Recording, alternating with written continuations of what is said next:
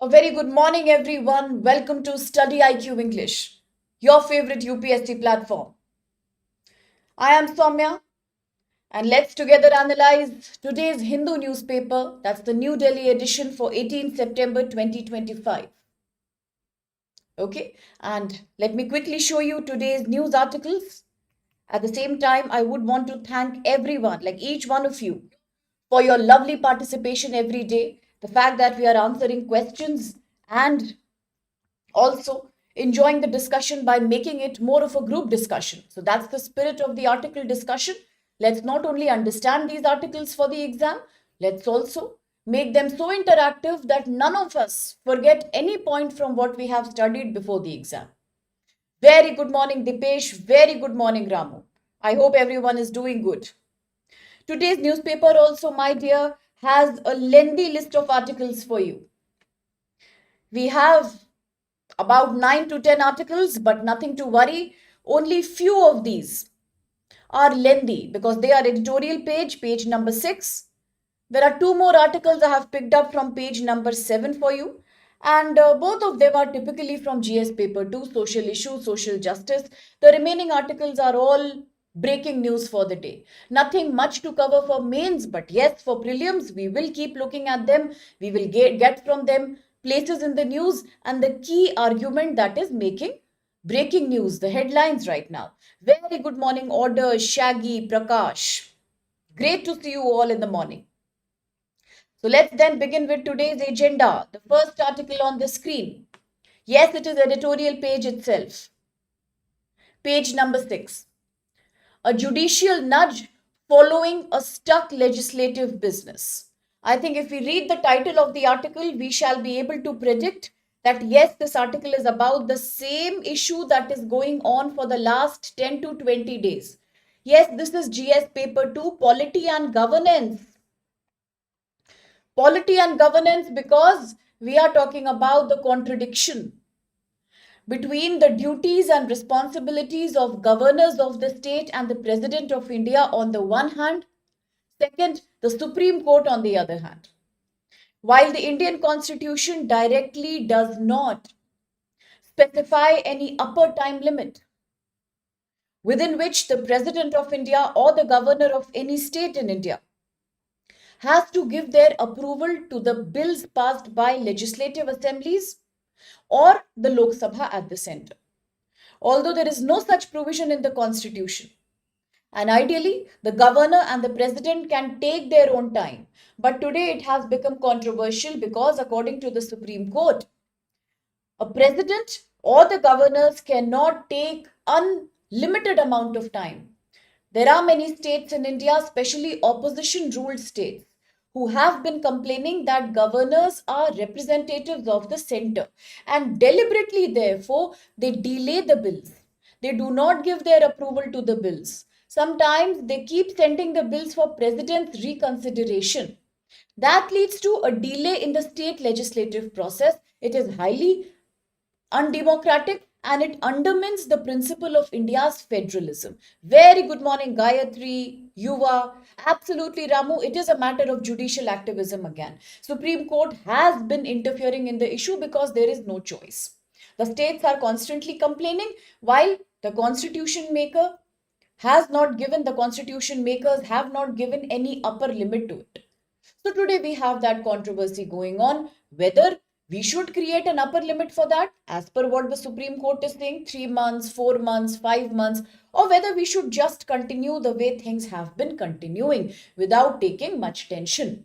So that's the controversy. Let me quickly talk about the key issues highlighted in this article. Now, do remember one thing, my dear, each one of you, because this controversy has been coming in the news again and again in 2025. Yes, next year, for all those of you who will write your mains exam, this question is very important for polity and governance GS2. You might get a 20 marks question regarding whether it is legitimate for the governors and the presidents to take unlimited time to pass or approve the bill. Should it be controlled by an upper limit created through a parliamentary action? Is the Supreme Court valid in interfering in this problem? So all these you should know. Very good morning, Saurav. Today's topic is the first topic from editorial page, page number 6. And what is this topic? Topic is GS paper 2, my dear, polity and governance. We are talking about the debate that has happened in India right now. One, the governors are saying there is no upper limit. We can take our own time to pass the bill from the state legislatures. If we want, we can also send it for president's consideration, but the state governments are not happy. They feel the governors take too much time that defeats the purpose of lawmaking by the state governments. That's the controversy. So let's quickly get to the topic now. No problem, Saurabh. Absolutely, you can join from today itself. Okay. So now the main issue is therefore about Article 200 of the Constitution. Now to all those, my dear aspirants who are attending these lectures, for all the hard work and for all the dedication that you are showing, I also want to deeply be committed to your prelims selection next year 2026. So therefore I keep telling you every day that this particular topic will come in the prelims. There is a great chance. Once again, I am repeating to you. Article 200 has a very good possibility of coming in UPSC prelims 2026. Because for last 3 months, every day we are discussing the same thing in the news. Article 200 of Indian Constitution, which discusses the power of state governors in India. Very important. Very good morning, Vijay. Under Article 200, the governor has the power to either give his approval, assent to the bill passed by state legislative assembly, or to withhold the bill for some time. But recently, the Supreme Court has felt that this delay created by the governors is causing a problem to the state government. After all, the state legislature has been elected by the people of the state directly, which means they should have the power to pass laws under all the topics mentioned in the state list under the 7th schedule of the Constitution. When the governors are not ready to give their approval or signature, it means unnecessary a bill takes months or years to become a law. How will we do our democracy successfully if this is the amount of time that the governors will take? And even at the center, if the president takes a lot of time, what is the point of bills that are passed by Lok Sabha? There is no point. So therefore today the Supreme Court is therefore interfering in the issue, and Supreme Court says no, we have to have a definite time limit. We have to have an upper limit within which the governors and the president have to provide their approval or disapproval. They have to take a final call. So right now what is happening? This is causing a controversy because if you talk about the Indian Constitution, then our Constitution has not prescribed any such time limit. It is not prescribed by Indian Constitution. Right from the beginning, we do not have any such provision. Long back during the time of Government of India Act 1935 that was passed during the British period. That also is a very important document, the Government of India Act 1935, because many features of India's modern constitution have been taken from the Government of India Act 1935. It used to be called as mini constitution therefore. Within the Government of India Act 1935, there was a section 75, under which it was believed that although the governor has to act with the aid and advice of Council of Ministers in the state, but sometime the governor can also use his or her discretion. They can do what they feel is valid. But later it was omitted. It was not added to the Indian Constitution, which means under our modern Constitution, there is no such time limit. And the governors can take as much time as they want to. But today, the government, today the Supreme Court, all of them feel that it is not correct. Because under Article 200, as I spoke about, whenever a bill reaches the office of the governor, whenever it is passed by the state legislature, a governor has 4 choices under Article 200. Article 200. A governor has 4 choices. 1. The governor will give assent to the bill. 2. The governor may withhold assent to the bill. 3. The governor may try to return the bill to the state legislative assembly for reconsideration. 4. If the governor feels the matter is very critical, The governor may pass the bill, reserve the bill for consideration by the president. These are four options that state governors have under Article 200. But what if the governor keeps on withholding the accent to the bill? He doesn't give the approval, he doesn't even give the denial. Months pass, years pass, and nothing, no action has been taken. In that case, what happens? Is it not a misuse of power by the governor? That's the question we are asking today. Under Article 163 of Indian Constitution, another important article, Article 163 of Indian Constitution, the governor must act on the aid and advice of the Council of Ministers, except if there is a very special situation where the governor has to reserve the bill for president's reconsideration. He or she should act according to the advice of Council of Ministers until an emergency comes, where he or she may have to use the discretion. Apart from that, there is no other freedom given to the governor. The governor is an executive post. It is not an extra constitutional post. The governor has to follow the constitutional norms. And therefore, the duty of the governor is to take an action on time, not to delay the bill unnecessarily. Then there is another important article of the Indian Constitution, Article 355, very important for you to remember, my dear. Under Article 355, it is the duty of the central government to make sure that states are being governed according to the provisions of India's constitution in a very, very systematic manner. This also gets defeated if the governors keep on taking years to pass the bill. So that's why it's a controversy today. Should we listen to the constitution and be quiet about it? Let the governors take as much time as they want to? Ignore the complaints of the state governments? Or should we listen to the Supreme Court? And as the Supreme Court said, allow a 3 to 6 months period, mandatory upper limit within which the governors should take a decision on the bill. That's the controversy going on right now. Now, previously, in across various important famous cases of the Supreme Court, for example, there was a case back in 2023. This was known as the State of Punjab versus Principal Secretary to the Governor case. Here, the Supreme Court had clearly observed, it was a case from Punjab, very good morning, New World.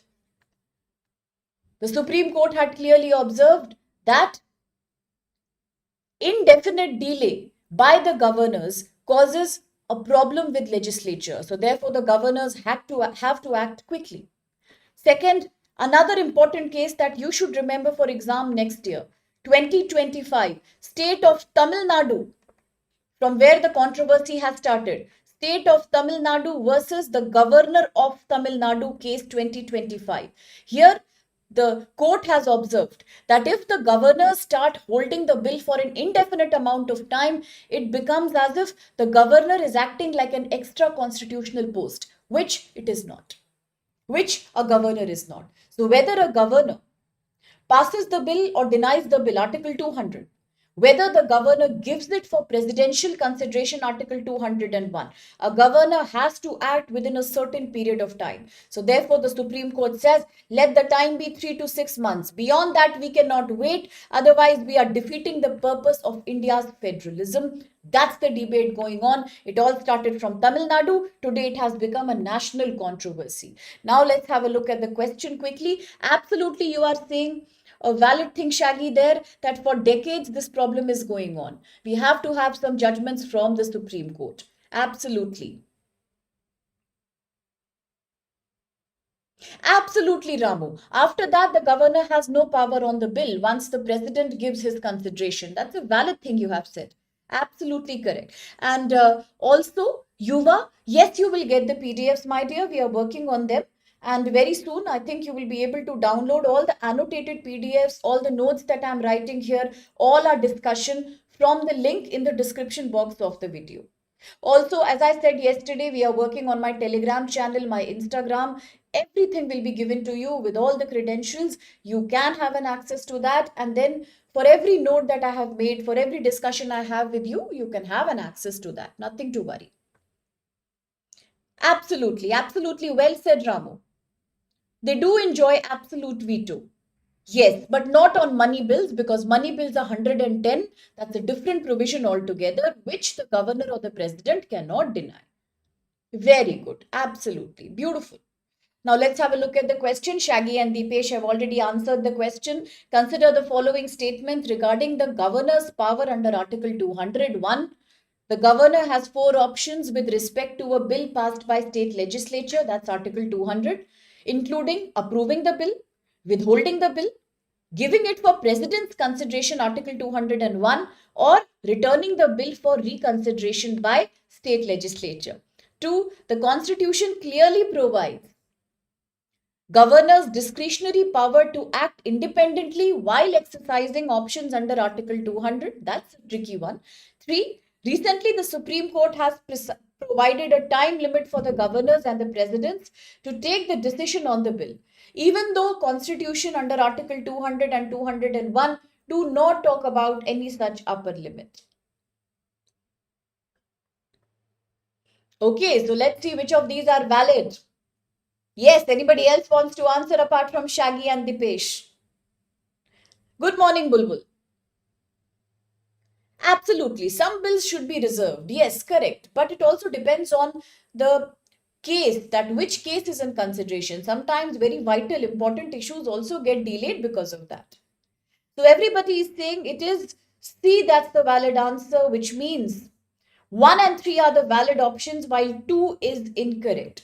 So absolutely that's well answered. Indeed, C is the valid answer. Absolutely. Very well answered. Ramu, Saurav, Bulbul, Dipesh, Shaggy. Very good. Brilliant. Absolutely well observed. Now let's proceed with another article, editorial page for you, my dear, page number 6. Also, as we discuss these articles, even after the class, if you have any opinion or if you want me to take part in the discussion, then tag me. Let me know that you want me to be there and I'll be there. See, absolutely for me, my students' opinion matters the most. In fact, I was about to ask you one very personal question today. So I have really changed the outlay of the PPT a little bit. I hope you are comfortable with the font size and the color of the PPT, because if you want any other particular color, if you enjoy, if you find it comfortable to read a particular background color, pen color, then I will do that also, because ultimately it has to be found easy and comfortable for you, because you have to learn all these points. Okay, so I want to make it as easy to learn. So if there is any opinion that you want to share, please share with me. I would love to hear that from you. Very good morning, Dhanu. Absolutely, C is the valid answer. Okay, this is better. Thank you, Dipesh. Yes, Article 163. Yes, it says that it is the duty actually of the governor to act on the aid and advice of the Council of Ministers. So you can actually act discretionary only if it is explicitly clearly given, but not Article 200. Yes, absolutely. Very well said, Ramu. Thank you for all these inputs, my dear. Okay, there. Thank you. I think you like the outlay, but if you want any other color, then feel free. Okay, we can also change colors. It should be like whatever you enjoy reading, that should be the thing. Okay, that's so sweet of you, Shaggy. I'm so honored to hear that. But still, if there's anything you want me to do just to make it more easy and more enjoyable for you, then please, this is your forum. Let me know. Okay. Now, the next article, once again, editorial page. Let's have a look at what it says. Well, it is all about how Iran's actions have been causing a concern, especially to America, especially to Israel. And today, the problem is that what should be done really is a matter of concern. Now, although Iran is quite ready to disclose all the nuclear enrichment facilities that it has. Iran has signed for the Nuclear Non-Proliferation Treaty also. Iran says, I'm ready to disclose all my nuclear facilities also. But despite that, America, exactly what does President Trump want at this point? We are not able to understand that. So therefore, it comes under GS paper 2, international relations, and we are talking about current affairs of international importance. Once again, I would say not so important for prelims, perhaps 1 or 2 points, but for mains, yes, this article is very important. Let's see what the issue is. Now, the issue is all about the JCPOA. Okay, Bulbul, absolutely. If you like that, we will do that. JCPOA 2015 is the concern right now. JCPOA.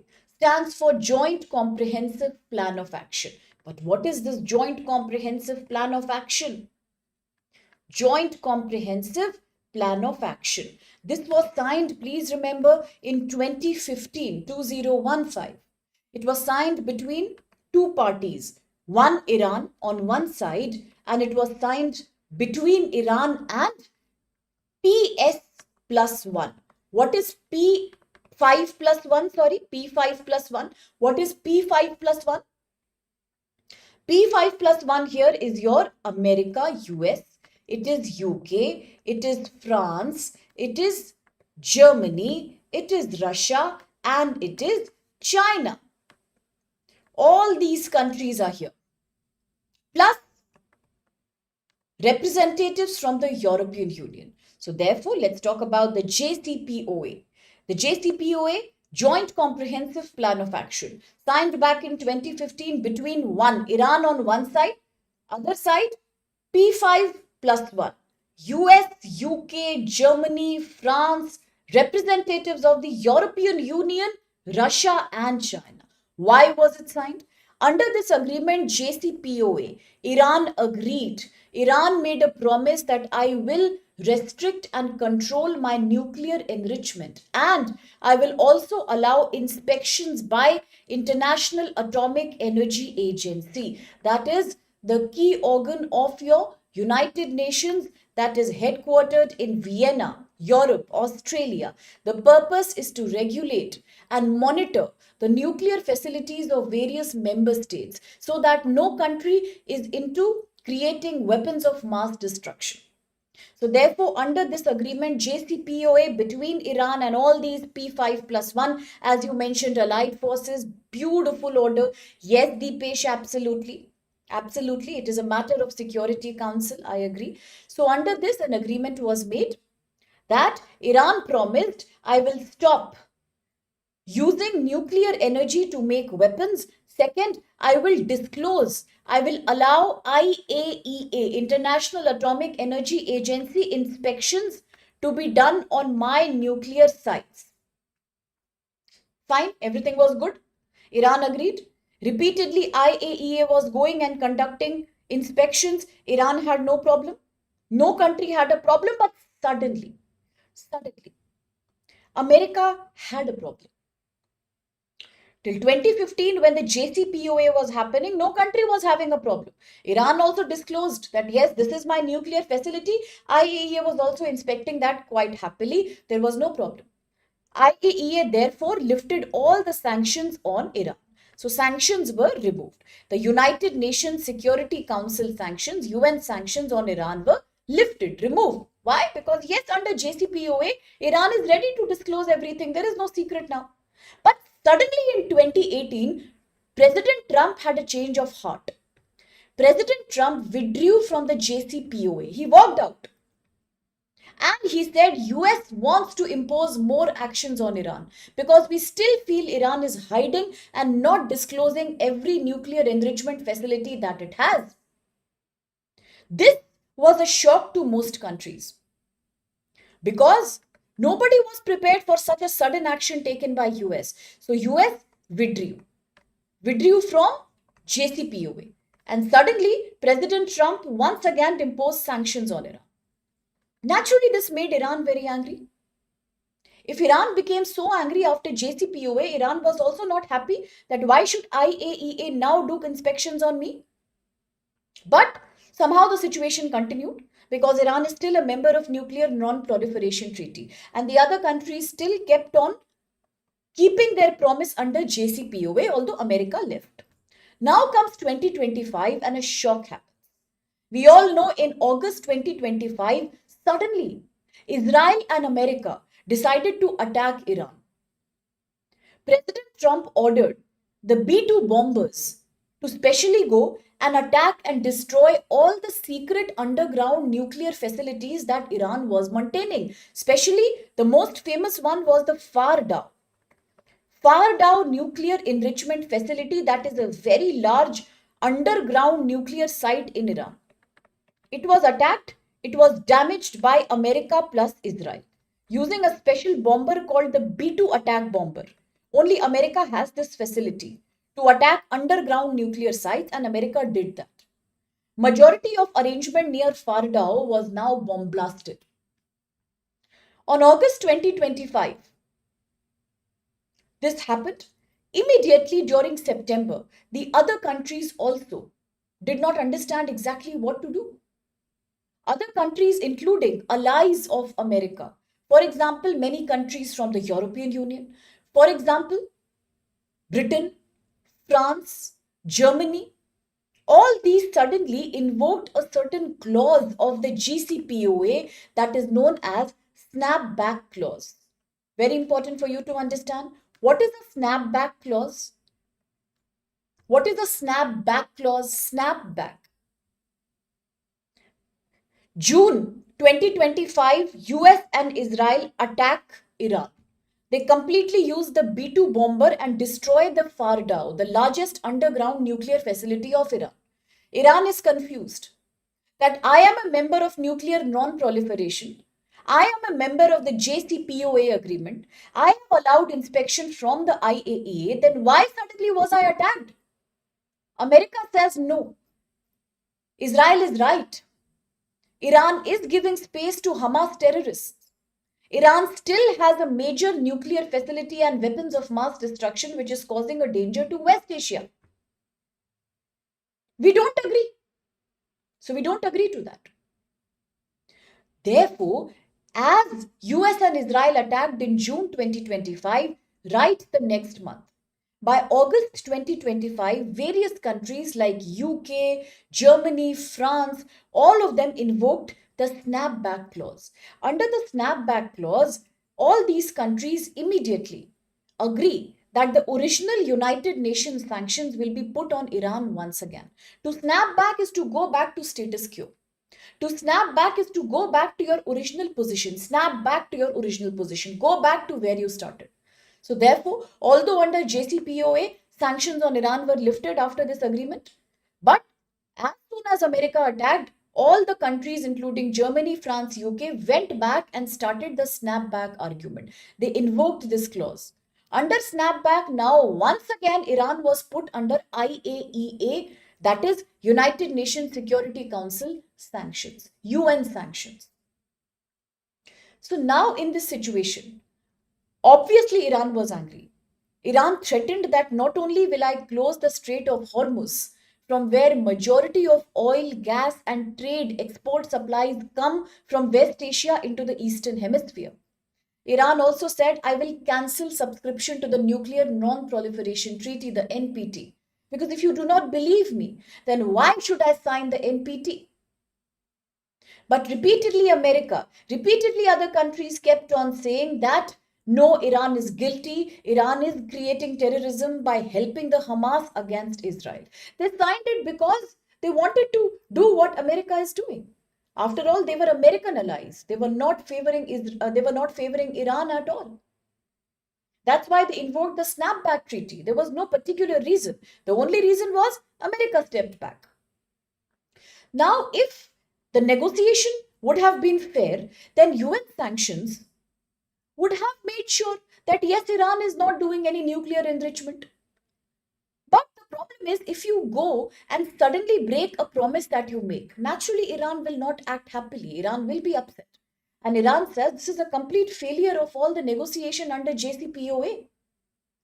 Similarly, Israel and other Gulf states are also worried now that what if Iran actually starts creating more weapons and starts destabilizing the entire West Asian region. After all, it is the largest nuclear power in West Asia. For Russia and China, it became a very complicated situation.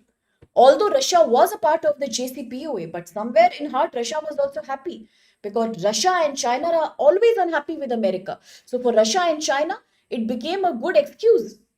They were happy that at least Iran is standing up to the power of America and Israel. So, in a way, they were also tacitly enjoying whatever was going on. They were also quiet.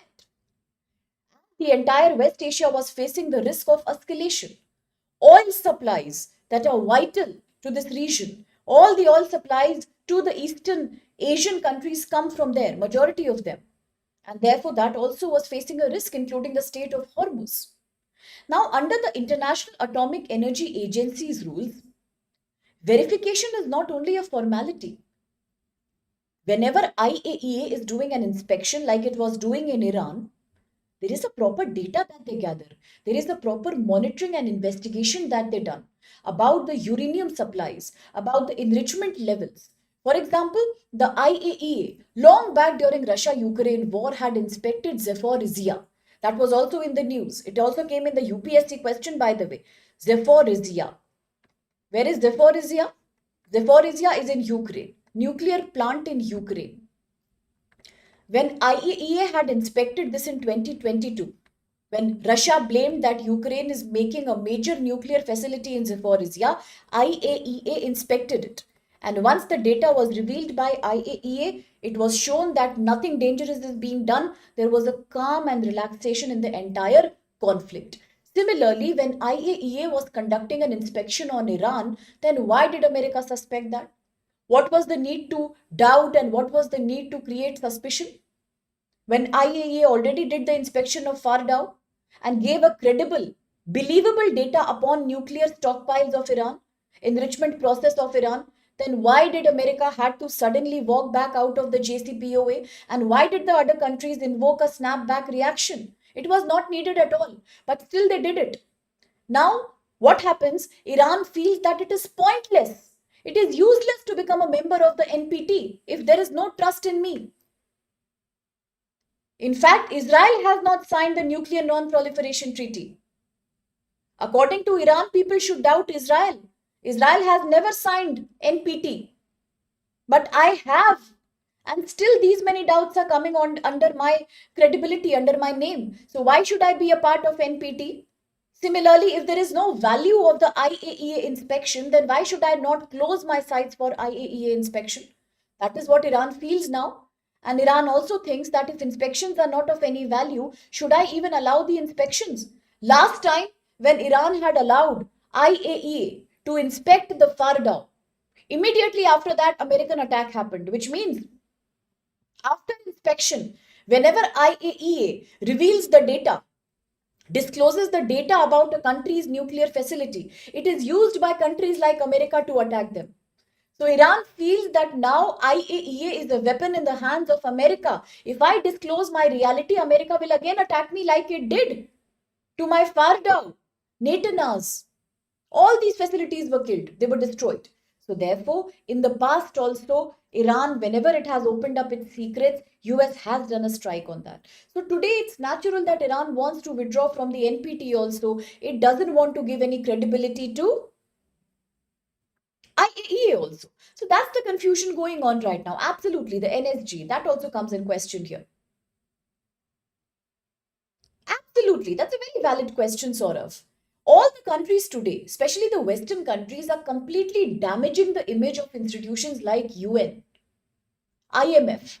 Remember, India was literally fighting after Operation Sindoor that please do not give any loan to Pakistan right now. Pakistan again said, I am having insolvency, I have no money left. Immediately after Operation Sindoor in Pahalgam attack. But IMF still gave a major loan to Pakistan. Under whose approval? America's approval. Was it required? India kept on shouting on the international stage that the same money that you are giving to Pakistan to run the economy under the loans bailout policy is used by Pakistan to attack me. And despite that, people gave loans to Pakistan. Huge loan was given by IMF. It was again bailed out. Is this the credibility of international institution? Rather than putting Pakistan on the FATF grey list, you are giving them loans. Similarly, WTO, under World Trade Organization, there is a clause called Most Favored Nation, MFN clause. If a country is giving special trade exemptions, special tariff discounts to one country, it has to give it to all the other countries. That's the rule under WTO to practice fair global trade. Did America do that? America reduced China's tariff from 143% to 30%. Did America change it for India and Brazil? No. So which means today the West is literally using all the international organizations to its own advantage. And as you are saying, Saurav, absolutely yes. The credibility of UN, the credibility of IMF, WTO, they all stand under threat today.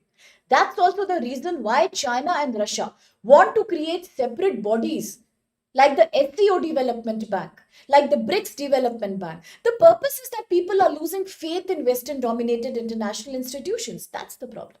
Okay, so this is the thing right now. And today, once again, the same confusion is going on. Can we stop Iran? Probably we cannot, because now Iran is having no trust in IAEA. What about India in this case? Can India afford to sit on the fence? Which means, can India sit and observe passively? No. India has to take a proactive action, because even today, despite importing from Russia, India continues to import significant amount of oil from West Asia. India needs the Strait of Hormuz like other Asian countries, because majority of global supplies, medicine, raw materials for other industries, they all pass from Strait of Hormuz. It's a narrow choke point under Iran's control. Many Indians are living in West Asia. So therefore, for India, it is a major source of foreign remittance earning. Indian citizens make money there. Every time there is a flight, there is a risk of evacuation and danger to Indians. India is in a strange situation. On the one hand, you have countries like Russia, China. On the other hand, you have Israel, America. And India also has a deep relationship with countries of the West Asia, whether it's UAE, whether it's Saudi Arabia, whether it's Iran. So therefore, India needs a balancing rule. So therefore, just like India has taken a very independent stand on Israel right now, yesterday India passed a resolution in the Security Council where India has openly criticized Israel's attack on Qatar. Before that, also, India supported United Nations resolution saying that the war and genocide in Gaza has to be stopped. Today, India needs to have similar kind of decision even in this case. That yes, India has to stand up and say that we need more honest and transparent inspections by the IAEA board members, and the Western countries should also respect them. For example, if India opens its Tarapur facility for IAEA inspection, which is already IAEA certified, as India opens it for more inspections, it could also be a lesson for other countries that when we are believing in the credibility of these inspections and we respect them, then other countries can also do that. Similarly, talking about Shanghai Cooperation and BRICS, where Iran is also a member, these bodies could also be used as tools of negotiations, where the countries can sit together and probably work towards a better multilateral world order, rather than a world order that's completely divided either between US Israel or between Russia China. It's the other countries like India which keep paying a price for this kind of a modern cold war that's going on. Okay, now similarly, you cannot stop Iran for a long time. The negotiation window is closing. Today, Iran has allowed International Atomic Energy Agency to inspect its important Bushehr facility. But very soon, if Iran loses faith, it may stop that. So therefore, we need to negotiate and, really encourage countries like Iran to be a part of NPT, but they also need something in return. You have to promise them transparency. The only thing is negotiation. The only thing is America acting with some sense of control. That's the only thing that can help right now. Very good morning, Birappa. Let's have a look at the question. With reference to Iran's nuclear crisis, look at the following statements. One, the snapback mechanism under 2015 Iran's nuclear deal allows for reimposing UN sanctions in case Iran doesn't comply. Two, if Iran withdraws from Nuclear Non-Proliferation Treaty, the NPT, the International Atomic Energy Agency will have to leave Iran. It cannot inspect Iran's nuclear sites.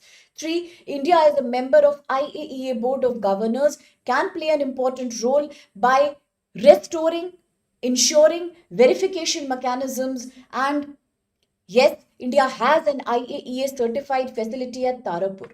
This could act as a good sample analysis. So, which of these statements do you think are valid? It's a slightly tricky question. Slightly tricky question. Absolutely. That's a very valid point you've made, Shaggy. Absolutely. Yes, order. After all these people find support in the NATO. NATO is something that they really believe in. But at the same time, you cannot also undermine the world order like what they are doing right now. That's the problem. Try to answer the question. I know few people will choose to answer because it's a slightly complex question, but I have attached the answer also. You can. Okay, wow, the page is already answering when I said that. You can also check the answer from the last slide. Shaggy has also answered, and both my students are saying, and Saurav is also answering, and all my dear students say that it's C, which means 2 is not valid, 1 and 3 are valid. 1 and 3 are valid. 3 is valid. That's a hint I can give you. Okay. Vedant, Ashish, Legacy, everybody thinks that C is the answer. So C is the answer. Fine, absolutely well answered there. Then C is the answer. Okay, wonderful, wonderful. I'm so happy you are answering the tricky questions also. The purpose of these questions is that you revise the article properly. See, I don't want you to forget all these things we are discussing. Yes, you will have the PDF and Telegram link, but you have so much to cover. So all these are important for prelims. So please revise, revise, and don't forget these points. I'm so happy for the answers. Brilliant job. The next question, the next article, next page, page number 7. Let me quickly finish the other articles. I won't drag your time much, okay? Because newspaper analysis is enough for 1 hour. After that, you should study the GS and optional and other things. Also, CSAT is important, by the way. Okay, so let's quickly see what is the article saying. Article is saying welfare today is at the mercy of machine. Last week, I asked you a question on this platform that do you think AI will rule the world now? Many people said that, ma'am, AI is actually ruling the world. What are you asking? Come on. Which times are you living in, ma'am? Wake up. AI is already ruling the world already. Is that the case? Is AI ruling the world? Well, maybe yes, it is. But today, once again, there is a complaint coming for GS paper 2, social justice. And the point under discussion is about Anganwadi. Anganwadi. We all know Anganwadi. Anganwadis are government preschools, government sponsored preschools for rural and poor children, for people living in slightly geographically isolated areas.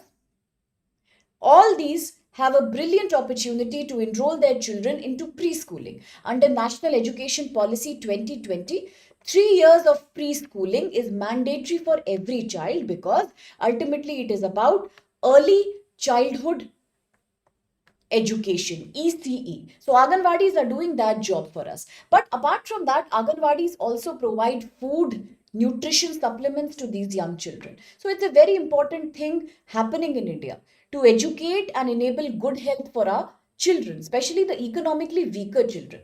Okay, Vedant says it is already ruling, it's helping the world. Okay. We haven't even created. Absolutely, absolutely. Yes, Ramu, I'm talking about Anganwadi. So, my dear, Anganwadi was created in 1975 under the Integrated Child Development Scheme. Very important to remember. Anganwadi, government preschool, 3 years mandatory early childhood care and education, was created 1975 under ICDS, Integrated Child Development Scheme. Why are they important? They provide language skills, motor skills, communication skills, food, nutrition supplements, fruits, vegetables to young children. Also, they provide pregnant mothers with vaccinations, supplements, nutrition counseling, family planning. So, these are excellent centers for promoting the health and development of our women and our children. Usually, it is mandatory to deliver all the services of Anganwadi under the Take Home Ration Act, which means poor people through Anganwadi will also be given certain food grains and food items to be taken home. And also under the National Food Security Act 2013, we have to provide free either food samples or some kind of pulses or grains to people through Anganwadi also. But there is a recent development where the government has decided to do all this Anganwadi work online. Okay, it is Anganwadi. Okay, fine, fine. Absolutely. That's a very valid input. Thank you so much, Ramu. Thank you, my dear. I'm so happy you are observing and pointing out. Wonderful.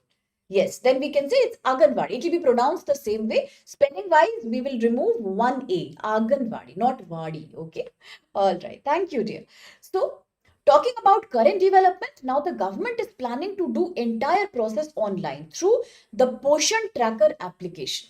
Poshan Tracker application, nutrition tracking application. This will completely digitize the process of monitoring how much food is being given to which child and whether we are giving nutrition to them or not. For giving it on a digital format, we need a technology called FRS, facial recognition software. Suppose if some beneficiary, a family is coming to Anganwadi center, they will have to register by using the FRS, facial recognition software tool. For women and children, it is compulsory now. If they can show digital recognition, if their face is recognized, they will be allowed to access the take home rationing. They will be given some ration to take home. If their face is not recognized, they will not be given. Article is asking for a community that is poor, for a community that is digitally not so educated, for a country like India, where reaching with technology on the grassroots level is not easy. Is it fair? Is it a good thing to use FRS, facial recognition software, in deciding whether a person, a woman or a child, will take home some ration or not? Because there are problems. The government's purpose is that if it is digitized, if we can do on the basis of facial recognition, it will make sure that ration is going to, or food is going to the right beneficiary. No impersonation, no fake people, no people come and take it on a fake basis. They can't lie and enter. Second, it will prevent theft and corruption. Otherwise, sometimes even the workers are involved in theft and corruption. It will stop that from happening. Similarly, the beneficiaries and workers, they might be blamed for stealing. But if you have a facial recognition system, then they will not be blamed because all the data will be recorded. It requires a mandatory know your customer filing. Plus, your Aadhaar card has to be updated, your biometrics have to be taken, and you will have to follow an OTP system. Plus the facial recognition. It means a foolproof guarantee that there is no wastage of ration and it is going to the right people. But the article says in India it is a problem. Why is it a problem? Yes, order, we are talking about transparency might visits, which means even if they get the OTP on a number, that number may belong to other family member. They will not be able to enter and take benefit of take home ration. Sometimes the phone numbers are changing and not updated. Sometimes women do not have phone at all. Sometimes women do not know how to update their details. Similarly, sometimes face doesn't match. After repeated attempts, the machine is not working. What to do?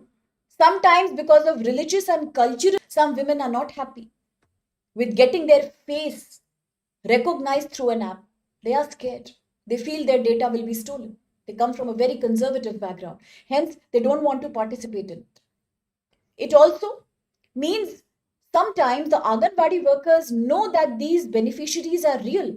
Yes, they are the needy people, but just because they don't have a mobile, or because they don't have a mobile, or because they don't have face recognition adjustment done properly, or because they can't give the right OTP or Aadhaar, they are still denied the ration. Is that a fair thing to do?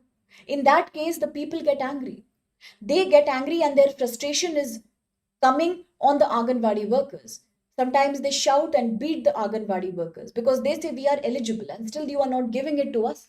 It is not correct.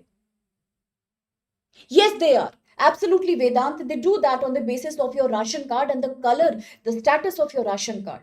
But still, today when the system has gone completely online, it needs to be. In majority of Anganwadis, you have to make sure that your face and your OTP and your biometrics have to match. Only by showing it will not matter. It has to be digitally done. The government wants transparency. But unfortunately, the problem is that most people are not able to use that, and therefore not only the workers are facing the anger, the people are also angry.